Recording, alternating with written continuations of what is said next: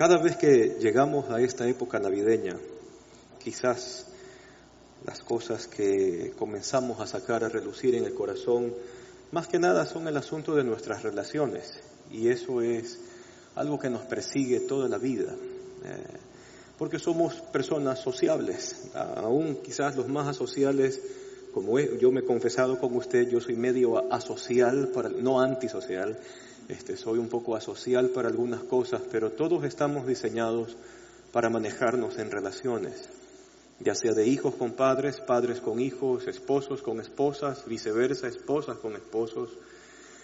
La familia extendida en ocasiones suele ser un tema importante dentro de las casas, primos, primas, tíos, tías. Y ya cuando a usted le gusta eso, y usted tiene los primos de los primos de los primos, y luego los compadres y el primo del compadre, y bueno, y en sí tenemos un sinnúmero de relaciones en las cuales nos desarrollamos. Y en ocasiones, cuando las incomodidades llegan a esas relaciones, o vemos quizás que gente cercana a nosotros no se lleva, o tiene algún obstáculo que no les permite, que les impide estar juntos, y es como que se repelen. A veces uno dice cosas como, pero ¿por qué no arreglan sus asuntos y ya? O ¿por qué no se ponen de acuerdo? Es tan fácil ponerse de acuerdo, y ya, y resuelven su problema y se acaba esto. O quizás en usted también, si usted ha tenido un punto interesante con alguien y ha tenido que discutir con alguien y probablemente no se lleve con alguien, pero es una relación que es muy cercana y muy determinante para usted. En ocasiones también usted dice, pero ¿por qué esta persona no entiende que tiene que hacer esto, lo otro? ¿Y por qué no nos podemos poner de acuerdo? Y qué sé yo, lo busco y no me toma en cuenta. Y sucede que hace falta un ingrediente que también en las relaciones entre países se llega a ver, especialmente cuando países entran en guerra, o dentro de una misma nación existe la población que está dividida. Uno tiene una tendencia, ya sea política, filosófica, cualquiera que ésta sea, de alguna forma, y otro grupo que tiene otra tendencia político-filosófica de otra forma. Y aún allí, en esas relaciones que son un poco más complejas, entre grandes grupos humanos o entre naciones, hace falta un ingrediente que logre solucionar todo eso. Ahora, la iglesia no es la excepción, porque en la iglesia también hay un sinnúmero de relaciones que acontecen.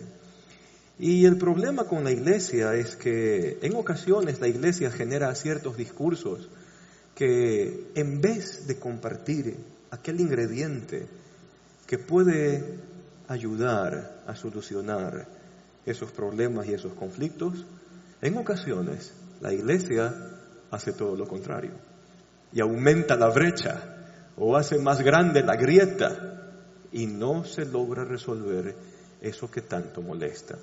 Y entonces en la iglesia pueden haber ciertas características que es, por ejemplo, en la iglesia por lo general la gente aprende a estigmatizar y llenar de culpa a otra persona. Porque en ocasiones pensamos de que, qué sé yo, el pastor está 3 escalones más cerca de Dios que yo, entonces el pastor tiene la autoridad más o menos de señalarme y de decirme alguna cosa así. O inclusive, quizás los que no son pastores y se desarrollan en su vida de otra forma, pero de alguna manera logran algún tipo de vida correcta y todo. En ocasiones esa forma de vida correcta genera que yo estigmatice a otro. Y qué locura, a veces yo me llego a sentir bien solo cuando logro que la otra persona se llene de culpa. Complicado eso. Entonces hay 2 puntos allí interesantes, estigmatiza todo y se llena de culpa a la gente. Si bien crecí en una iglesia donde nos enseñaron a orar y donde se hablaba mucho de la relación con Dios y de que el Señor transforma la vida, pero eso no la dejó por si acaso sin asuntos no tan bien tratados. Por ejemplo, le cuento algo. Cuando yo era niño, en la iglesia donde yo crecí, se enseñaba de que la abeja maya era del diablo.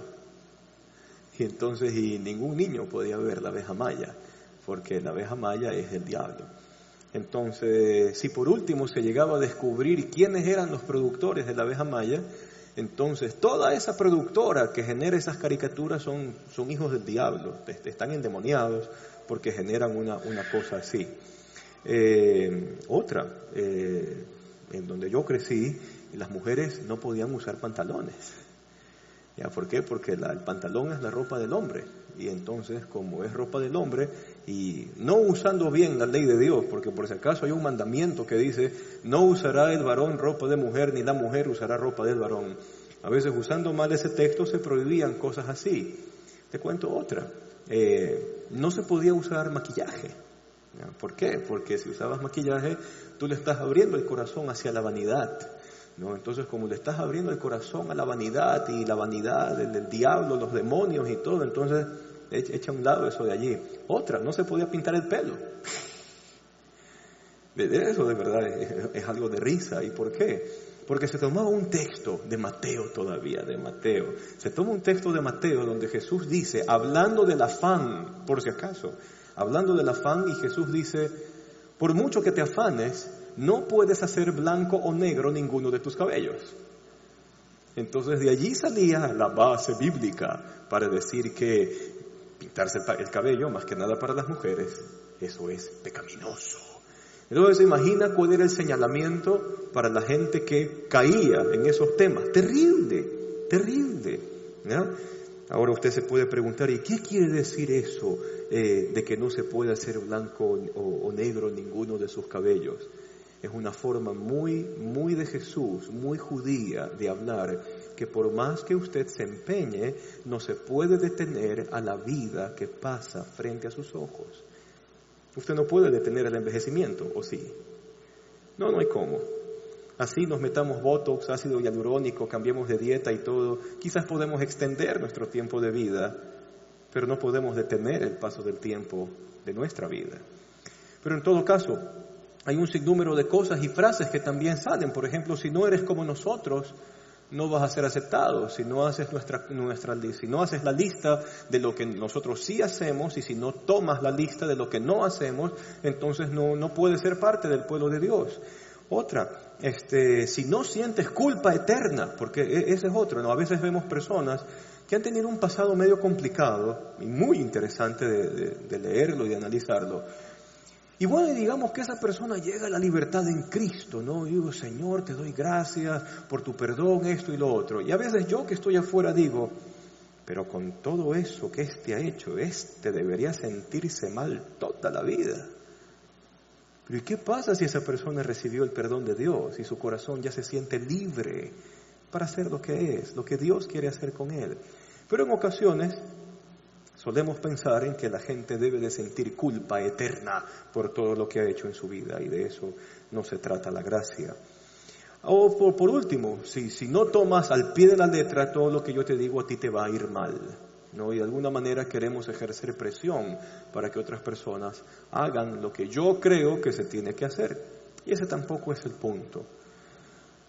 Inclusive allí, en esas relaciones dentro de la iglesia, se necesita un ingrediente, y hace falta un ingrediente. Cuando nosotros vemos el Antiguo Testamento, debemos de tomar en cuenta la razón por la cual el Antiguo Testamento se escribió. El Antiguo Testamento es esa gran parte de la Biblia que va desde Génesis hasta el libro de Malaquías. Muy bien. Y ese Antiguo Testamento tuvo una razón muy pedagógica para ser escrito. Cuando hemos hablado de la ley, por ejemplo, le hemos puesto por lo menos 2 grandes objetivos a la ley de Moisés. La ley de Moisés, los 10 mandamientos, los 613 mandamientos ampliados que están allí también descritos. Y dentro de estos 2 objetivos decíamos cosas como estas. La ley fue puesta, sí, para mostrar la moralidad de Dios. ¿Qué clase de Dios tenemos? ¿Qué santo es el Dios al cual nos acercamos? Y la ley muestra esa moralidad de principio a fin. Y un segundo objetivo de la ley es que fue diseñada todita para que usted nunca la logre cumplir a cabalidad. Así de sencillo. Solo le pongo un ejemplo básico. Los 10 mandamientos, ¿se acuerdan? Y ya lo hemos tratado aquí. Entonces, los primeros 9 mandamientos son cosas que podemos ver, ¿o no? Claro, se puede ver a qué Dios adoro. Si yo tengo alguna clase de idolatría, puedo ver o darme cuenta si en algún momento alguien me miente, si alguien fornica, adultera, si alguien da falso testimonio, miente contra su hermano. Yo me puedo dar cuenta si alguien roba, si alguien mata. Todo eso es visible, ¿sí o no? Y el último mandamiento habla de la codicia del corazón. Entonces, así usted y yo seamos perfectos haciendo los 9, si en algún momento la codicia tocó su corazón, usted ya se hizo responsable y culpable de los 10 anteriores. La ley tiene esa razón de ser. La ley nos dice, jamás lo lograrás, nunca lo cumplirás, en la vida podrás cumplir eso a cabalidad. Ahora, si la ley nos enseñaba eso, hay otra sección de este Antiguo Testamento que habla de los sacrificios. No sé si usted alguna vez se tomó el tiempo de leer todas esas secciones que hablan los sacrificios de paz, los sacrificios por el perdón, sacrificios por la época de la siembra, sacrificios por la cosecha, sacrificios por el perdón, sacrificios por el año del jubileo. Bueno, hay un sinnúmero de sacrificios allí. ¿Y cuál era la intención pedagógica de todos esos sacrificios? De que cuando alguien hace algo, alguien tiene que pagar. En sí, en eso se resume todos esos sacrificios que están descritos allí en la ley. Si alguien hace algo que a Dios no le agrada, alguien tiene que pagar. ¿Y cuál era la característica de todos esos sacrificios? Que todos eran sangrientos. Y el tabernáculo, y luego el templo, el tabernáculo era como una tienda, como la tienda de un nómada. El tabernáculo y luego el templo se convierten en grandes lugares donde estos sacrificios sangrientos se llevaban a cabo. Y era terrible, porque tenían que degollar a la víctima, desangrar a la víctima, despellejar a la víctima, hacer los cortes de la víctima, porque había gente que se alimentaba de lo que se sacrificaba. Pobres, viudas, extranjeros, les daban el lomo fino, el lomo de asado, para que tengan para su alimento diario. Okay, había una ración social. Pero en todo caso, el tabernáculo y el templo eran casi que un camal en la entrada. Porque usted se imagina recibir los sacrificios de millones de personas al día. Eso era un matadero. Terrible, pero había una intención pedagógica. ¿Y cuál era? Dios quería enseñarle al pueblo un principio. Si alguien hace algo malo, alguien tiene que pagar. Una vida tiene que sacrificarse. ¿Ok?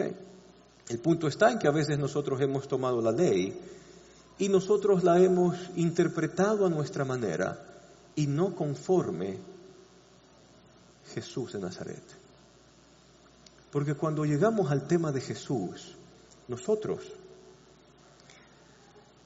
vamos a usar un texto interesante que está en el Evangelio de Juan, en el capítulo 1, y que va desde el verso 14 hacia adelante, y vamos a hacer nuestras pausas debidas. Cuando hablamos de Jesús, Jesús, por si acaso, es el que interpreta todo esto que está en el Antiguo Testamento, y Él lo interpreta con una sola razón. Jesús de Nazaret, en un momento muy especial después de su resurrección, conversa con 2 discípulos, que son los discípulos del camino a Emaús. Y estos 2 discípulos del camino a Emaús están rascándose la cabeza y dicen, Él parecía ser la esperanza, Él parecía ser el Salvador. Y entonces Jesús se acerca y les dice, ¿de qué hablan? Y los 2 de Emaús le dicen, mira Señor, ¿acaso tú no sabes? ¿Usted no sabe lo que ha pasado en Jerusalén todos estos días? Es que estaba Jesús de Nazaret, profeta de Dios, hombre poderoso en palabra, en obra, en milagros y maravillas. Pensábamos que Él iba a ser la respuesta y no fue. Y entonces Jesús les dice, de verdad que ustedes son tontos. Y los otros se quedan, ¿y por qué? ¿Acaso no dice Moisés, los profetas y los escritos que por si acaso son las 3 divisiones que tiene el Antiguo Testamento. Y Jesús dice que la ley, los profetas y los escritos, que todo el Antiguo Testamento, con sus leyes, con sus sacrificios, con sus promesas, con sus esperanzas, con sus profecías, apuntaban a una sola persona. ¿Acaso no está escrito en la ley, los profetas y los escritos, que el Mesías tenía que morir y resucitar al tercer día conforme a las Escrituras? Y aquí viene algo interesante. ¿Quién es mejor para interpretar las Escrituras? ¿Usted o el Cristo? Le estoy haciendo una pregunta abierta de sí o no, ¿ya? ¿Quién es mejor para interpretar el texto bíblico? ¿Usted o Jesús? Entonces, si el Señor es el mejor para interpretar su propio libro, entonces Cristo nos va a decir cuál es la clave de todo el texto y a su vez el ingrediente que falta. Vamos entonces a comenzar a definir un poco esto a la luz del Evangelio, porque cuando nosotros leemos Juan, y usted lo va a tener proyectado en la pizarra, por si acaso, en la pantalla, por si acaso, nosotros vamos al verso 14. Juan 1:14 comienza con una declaración terrible. Y el verbo se hizo, ¿cómo? ¿Qué dice allí? Y el verbo se hizo hombre. Ahora, ahí hay un punto interesante, porque cuando se habla del Cristo en carne, se utiliza una palabrita muy especial que habla de debilidad. Es decir, Dios mismo decide hacerse frágil como nosotros. Yo sé que a veces resolvemos ciertas preguntas, ¿no? A veces decimos, ¿por qué Jesús sabía la Biblia? Se sabía el Antiguo Testamento. Y no falta alguien que responda por allí, ¿y cómo no se va a saber, pues, si es Dios? Ok. O si no, ¿cómo Jesús hizo para hacerle frente a la tentación? Pues, es que para Jesús era fácil. ¿Por qué? Porque era Dios, pues. O si no también, ¿por qué Jesús? Y podríamos poner cualquier pregunta allí de por medio y nuestra respuesta es siempre, porque era Dios. Pero ahora espérese un ratito. A nosotros el Evangelio de Lucas, por si acaso, nos da una visión increíble del Cristo que ha nacido y del Cristo que comienza a crecer. Dice el Evangelio de Lucas, el niño crecía en gracia y en sabiduría delante de Dios y delante de los hombres. ¿Qué implica ese texto? Que Jesús, para aprenderse el Antiguo Testamento, lo tuvo que estudiar. Y se tuvo que quemar las pestañas, leyendo y estudiando. Que Jesús, para aprender a ser carpintero, tuvo que aprender de su papá José. Y se tuvo que astillar las manos. Y se tuvo que dar con el dedo pulgar, con el martillo y el cincel. Y tuvo que aprender a ser carpintero. Entonces, hablar del Dios que se hace hombre, habla del Dios eterno que se hace tan frágil como nosotros y se somete a nuestras propias leyes. A tal punto que el niño de Belén que nace con una cruz apuntando hacia el horizonte. A tal punto Dios se identifica con la raza humana, que si el ser humano como género, como raza, si la raza humana ha probado la muerte y los que quedamos después de que perdemos algún ser querido, probamos los sinsabores del extrañar a la persona, Cristo sabe lo que se siente, porque se sometió a nuestras leyes, aún a la ley que dice que el hombre tiene que morir. El verbo se hace carne. Ahora esta declaración puede parecer un poco sencilla porque nosotros ya estamos después de la cruz, pero deberíamos ponernos en el momento en que, los pastores, los discípulos y luego la iglesia naciente comienzan a entender esto. El verbo se hace carne. O sea que el Dios soberano, creador del cielo y de la tierra, que en 7 días, según Génesis 1 y Génesis 2, creó todo lo que existe, el universo, y terminó creando a la raza humana como corona de la creación. Sí, el Dios que la ley mostraba inaccesible. ¿Y por qué la ley mostraba inaccesible a Dios? La ley lo tenía que mostrar inaccesible para que nadie crea que se puede acercar a Dios por las obras de la ley. El Dios que se mostraba inaccesible detrás de una cortina, el Dios sí, que en algún momento cuando transportaban el arca, que era símbolo en aquel entonces de la presencia de Dios con ellos, y que luego viene uno, extiende su mano para que el arca no se caiga y muere. Sí, el Dios del Antiguo Testamento decide hacerse como nosotros. Se pone en nuestros zapatos. Y por eso nos entiende. Por eso nos entiende y comprende todo lo que pasa aquí. El Verbo se hace carne. ¿Qué más dice el texto? Y habitó entre nosotros. Y probablemente nuestras traducciones hacen un poquito, tratan de hacerlo mejor y ponen habitó entre nosotros. Y el punto es que la palabrita allí habitar tiene que ver con puso su tienda al lado de la nuestra. ¿Qué le pareciera a usted tener de vecino a Jesús de Nazaret, al lado de su casa? Yo vivo en una casa dúplex. Y lo interesante de las casas dúplex es que todo lo que se escucha en un lado, ¿dónde también se escucha?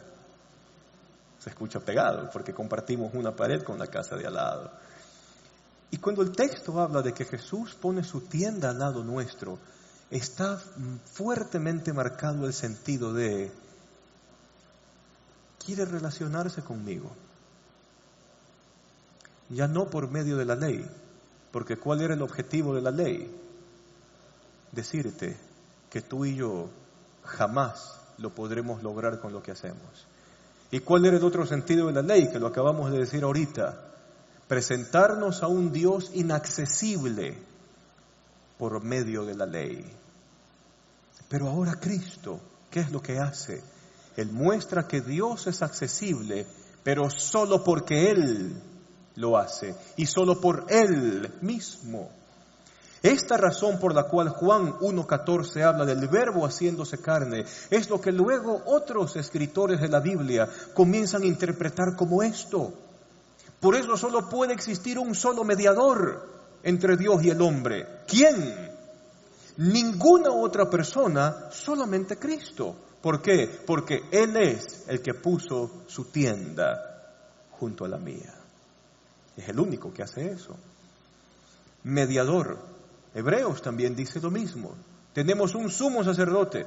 Y la palabra sacerdote en latín tiene que ver mucho con aquel que hace puentes. Entonces, el autor de Hebreos tiene en mente quién es el único que hace puente entre Dios y el hombre.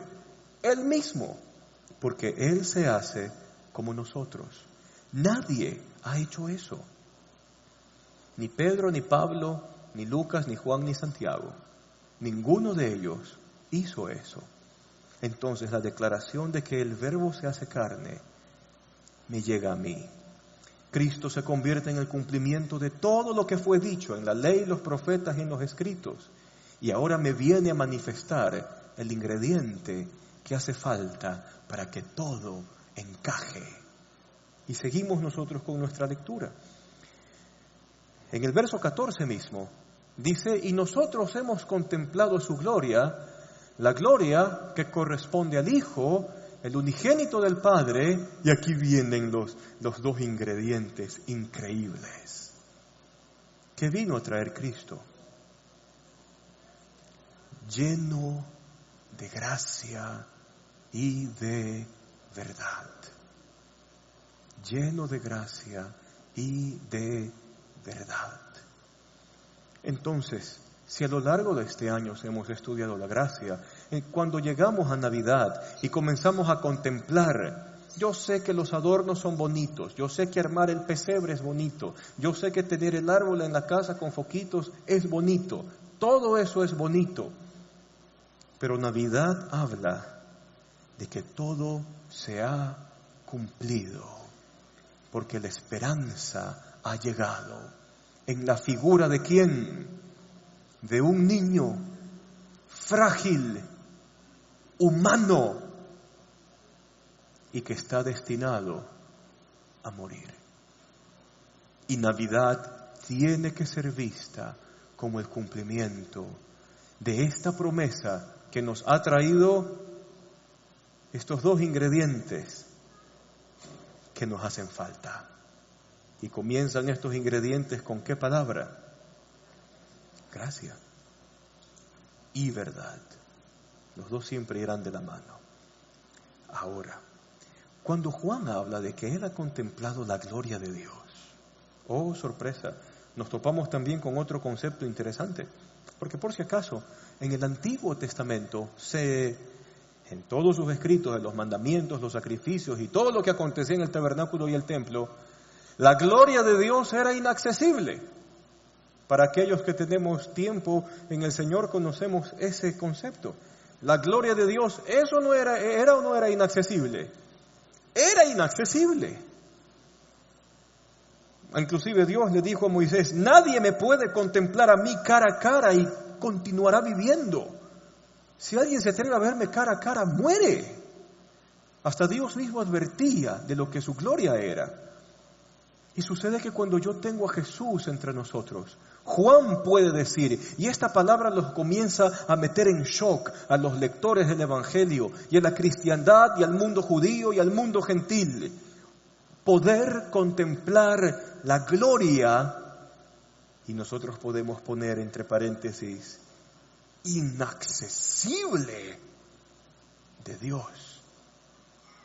¿Cómo contemplarla? Y Juan entonces escribe su siguiente línea: nosotros vimos su gloria. O sea que parece que a la luz de la Escritura, la gloria de Dios y la gracia de Dios son dos elementos pero tan fuertemente unidos que se hacen uno solo. Contemplar la gracia de Dios en Cristo es contemplar la gloria de Dios. Yo sé que quizás usted y yo vengamos de contextos donde en ocasiones el Señor, queremos ver tu gloria, y usted de alguna manera quiere ver, yo no sé, una nube de distintos colores y rayos y truenos bajando al techo de su casa, sacando el techo de su casa y tener, yo que sé, visiones de alguna clase u otra. Juan resuelve ese problema para nosotros cuando nos dice, y podríamos poner en sentido de pregunta, ¿quieres conocer la gloria de Dios? Y la respuesta de Juan es, conoce al Hijo, que está lleno de ¿qué? Lleno de gracia y lleno de verdad. El Hijo que dice, yo no he venido a condenar al mundo, sino que el mundo sea salvo por medio del Hijo, por medio de Él.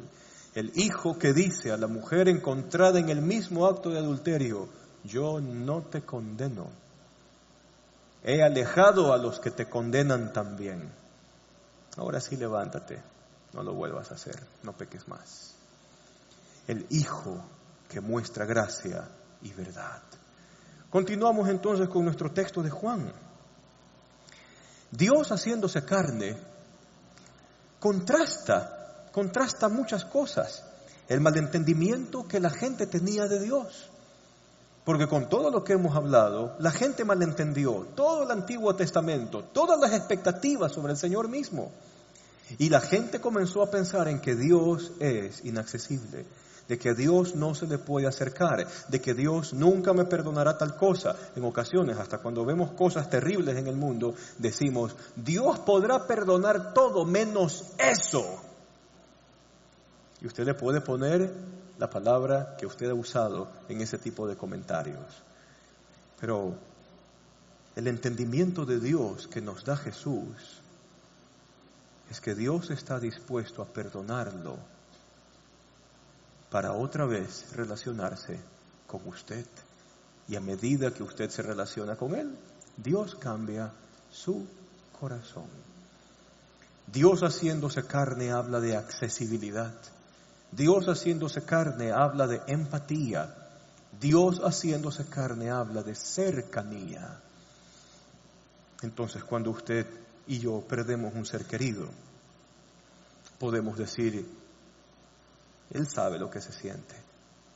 Y allí no, de verdad que allí no entra la respuesta, es que Dios, ¿qué va a entender eso? Pues si es Dios. Yo tengo un Jesús que, por si acaso, hasta cuando Jesús tiene 12 años, se habla de José, su papá. Ok, papá adoptivo, como usted quiera, lindo, ya. Habla de su papá, José, que lo va a encontrar en el templo, y es todo un revuelo porque el muchacho se ha perdido algún par de días. Y esa es la última vez que la Biblia habla de José. Cuando ya Jesús tiene aproximadamente 30 años de edad, los evangelios toman a colación una escena que aconteció con la familia de Jesús. Y él estaba enseñando en las casas, predicando el evangelio, anunciando la buena noticia de Dios, y viene un discípulo y le dice, Jesús, tu madre y tus hermanos. La pregunta para el lector sería, ¿qué se hizo José? Entonces la mayoría, y por no decir casi toda la cristiandad, asume que para esa época José ya se había muerto. Se murió. El Cristo sabe lo que es perder un ser querido, claro. Y al haber sido primogénito, sabe lo que es tenerse que rajar trabajando para sustentar a madre y a hermanos. Claro que lo sabe, porque se hizo carne. Luego otra escena en el Evangelio de Juan mismo nos deja entrever a un Jesús que tiene una familia de 3 hermanos, una familia amiga, Marta, María y Lázaro, muy cercanos a él. Vivían en Betania. Es más o menos la distancia que hay desde la Alborada, para los que conocen algo más o menos Guayaquil, la distancia que hay entre la Alborada y Pascuales. A esa distancia quedaba Betania de Jerusalén, la gran ciudad. Y cada vez que Jesús tenía que ir para allá, visitaba a sus amigos y se quedaba con ellos. Un día uno de estos 3 hermanos se muere, Lázaro. ¿Y qué hace Jesús cuando se entera de que su amigo se acaba de morir? Y ve a la gente llorando porque se ha muerto alguien de la ciudad, de la comunidad, a quien apreciaban y amaban. Cuando ve a Marta y a María llorando, desconsoladas, ya 4 días tenía Lázaro de haber muerto. ¿Qué hace Jesús? Llora con ellos. ¿Por qué llora? Porque se hizo como yo. Siente como yo. Entiende lo que pasa conmigo. Entonces, tener una perspectiva de Dios así cambia todo. Y es lo que acontece. Dios haciéndose carne cambia la perspectiva, cambia todo lo que yo quizás he malentendido acerca de Dios. Cuando vamos al siguiente versículo que habla en Juan 1:15, habla allí de que Juan dio testimonio de él. Ahora, por si acaso, el Juan que dice el texto allí es nuestro famoso Juan el Bautista, no necesariamente Juan el que escribe el Evangelio. Ahora, ¿qué es lo que dice Juan el Bautista? Y él comienza a hablar de una forma diferente. Su frase común y siempre usada era: arrepiéntanse. En otros términos, vuélvanse al Señor. ¿Por qué? Porque el reino de los cielos está cerca. Aún se habla de que falta un poco de tiempo para que acontezca. Pero Juan comienza a preparar eso. ¡Oh, sorpresa! Y cuando Jesús arranca su vida pública, tiene una frase similar, no igual, similar. Y comienza diciendo: vuélvanse al Señor, arrepiéntanse, es lo mismo. Vuélvanse al Señor. ¿Por qué? Porque el reino de los cielos ya está entre ustedes. Y como solía decir una profesora del seminario donde yo asistí, sume, resta y multiplique.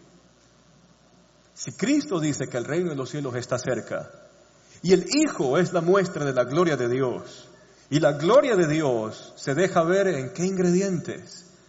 En la gracia y en la verdad.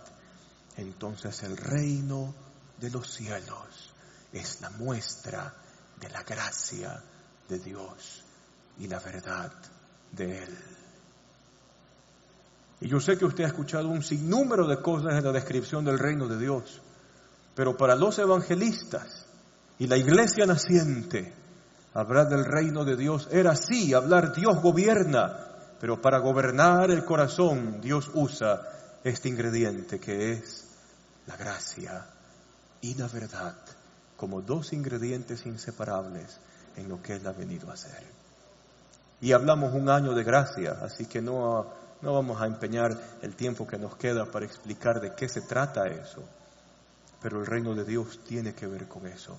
Entonces, ¿de qué se trata Navidad? Otra vez, estamos hablando que celebramos que todo lo que Dios ha profetizado, ha dicho, se ha cumplido ya en la figura de ¿quién? Él mismo haciéndose como nosotros, para entendernos, comprendernos, tener empatía, saber todas las cosas que atravesamos nosotros como raza humana.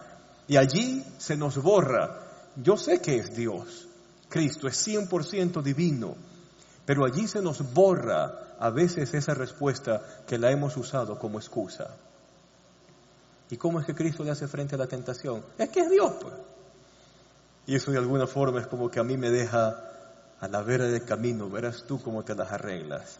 No, Cristo hace todo un plan hermoso para sacar a la humanidad adelante, transformada por su gracia y por su obra. Muy bien, continuamos con Juan 1:15. Ahora, ¿qué más dice allí? Juan dio testimonio de él. Ya revisamos un poco eso. Este es aquel de quien yo decía, el que viene después de mí es superior a mí.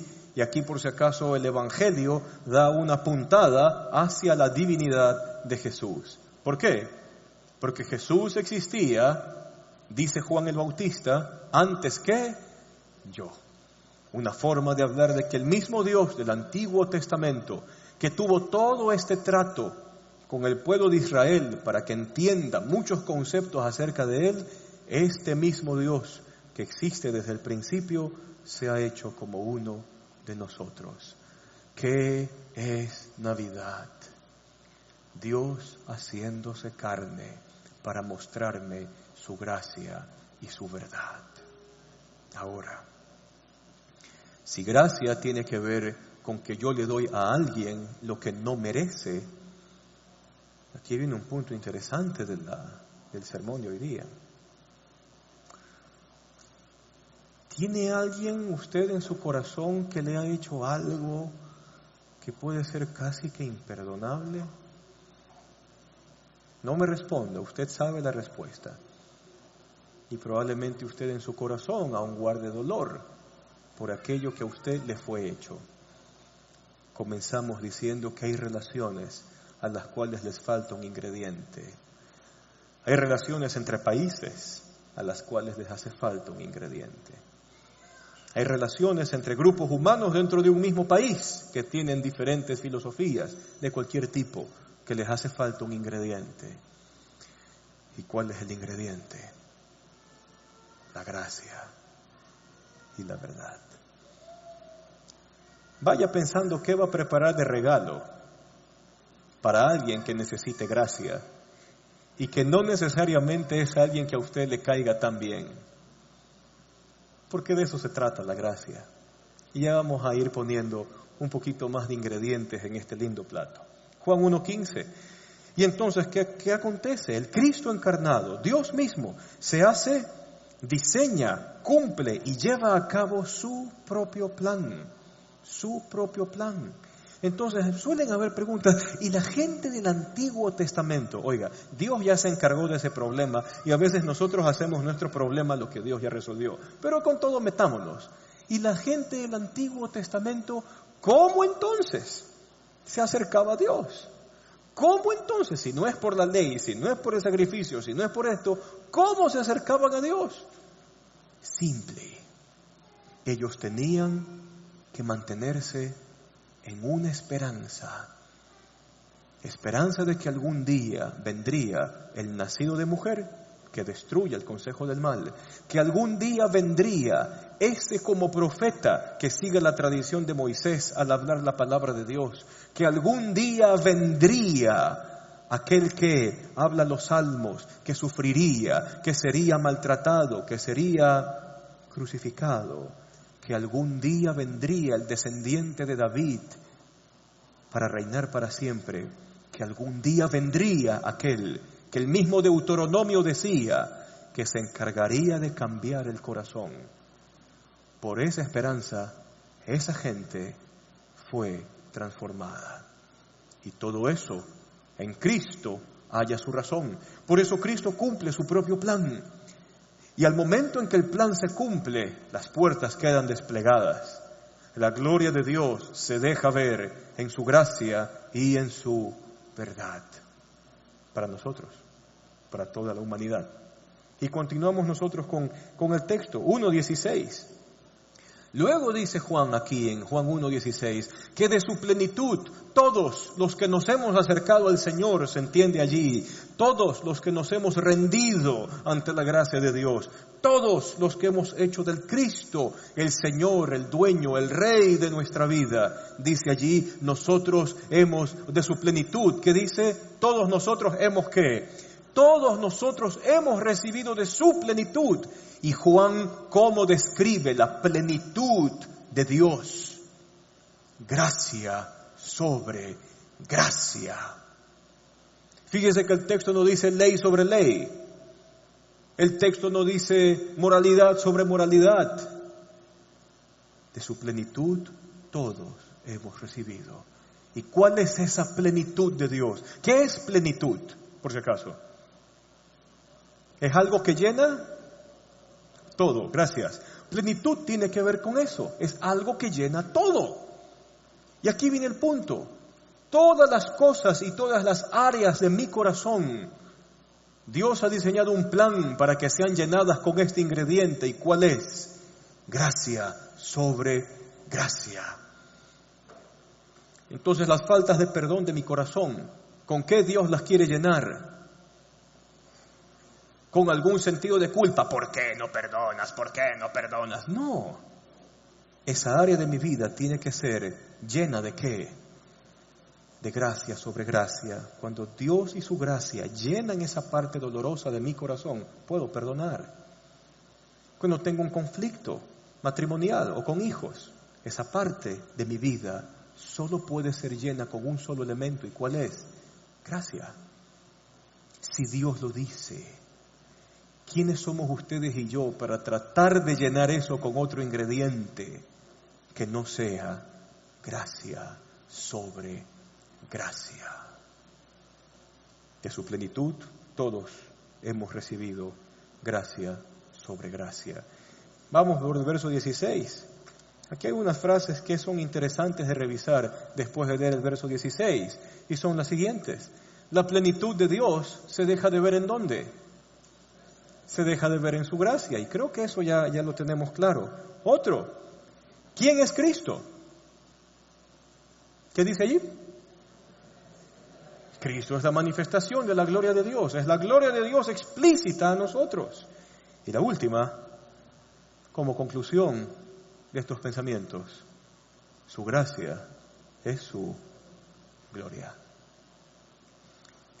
Ahorita se me acaba de ocurrir, eso no está allí. Cada vez que se ha presentado a Jesús en la literatura apocalíptica, que es supervisionaria, se presenta al Hijo del Hombre coronado por un arco iris. No sé si usted ha leído eso, ¿no? Hasta lo cantamos, un gran arco iris corona su ser. Okay. ¿Por qué lo describen así? ¿Qué representó el arco iris para Noé? Salvación y un compromiso de Dios. La humanidad no volverá a ser borrada por las aguas. Es un concepto de la gracia de Dios. ¿Ok?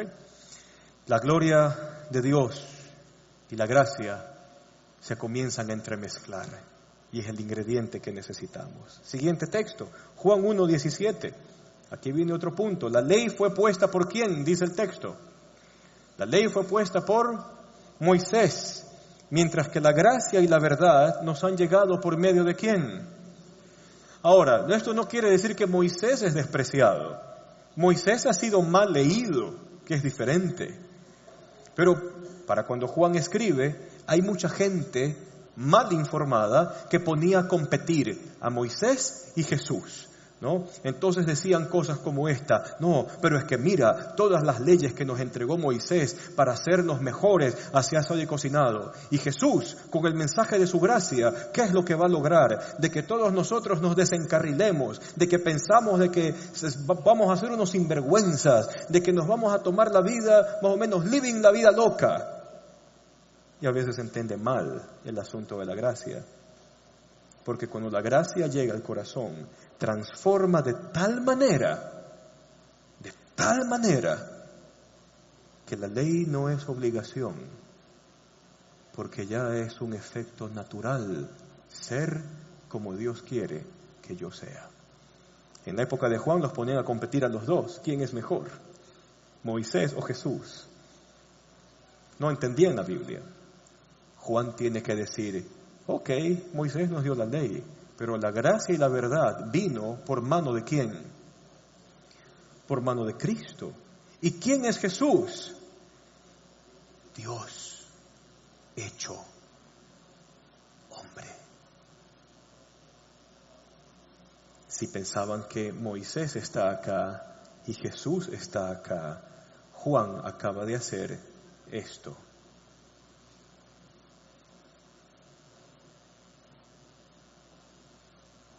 La ley vino por Moisés, la gracia y la verdad vinieron por medio de Dios mismo, hecho carne, hecho como yo. Frases como para pensar en medio de este texto y de lo que hemos conversado. La ley anticipa su incumplimiento, ya hablamos de eso, y el Antiguo Testamento se explica con una esperanza, que ya la vimos también: el hijo de mujer, el hijo de David, el que sufriría. Todo el Antiguo Testamento se puede entender a la luz de esa esperanza. Y por último, ¿cuál clase de esperanza? La esperanza de un corazón, ¿cómo? Cambiado, un corazón cambiado. Juan 1:18, que es el último texto que revisamos hoy, dice: a Dios nadie le ha visto jamás. Y todos recuerdan esos textos imposibles y complicados. Si alguno me ve, morirá irremisiblemente. ¿Y qué dice Juan? A Dios nadie le ha visto jamás. Pero, ¿qué más dice el texto? El Hijo, el unigénito, que es Dios y que vive en unión íntima con el Padre, nos lo ha dado a conocer. ¿Usted quiere conocer al Padre? Entonces, relaciónese con Cristo. Y por eso en la siguiente diapositiva hay dos frases interesantes. Cuando usted se relaciona con Cristo, la gracia va a cambiar su corazón, porque usted necesita a Cristo, no a Moisés. Moisés ya tuvo su razón de ser. Y la siguiente frase es: entender a Cristo a mí me permite conocer el corazón del Padre, que diseña todo este plan desde el principio. Pero retomemos algo que nos quedamos en punto y coma en cuanto a gracia, celebraciones y regalos. Y le quiero hacer dos preguntas. Primera cosa: ¿es difícil para usted imaginar a Dios como un Dios de gracia? ¿Es difícil para usted imaginarse a un Dios como un Dios de gracia? ¿Por qué? Quizás estamos acostumbrados a que nos revienten, que hagamos algo y nos tuesten la vida.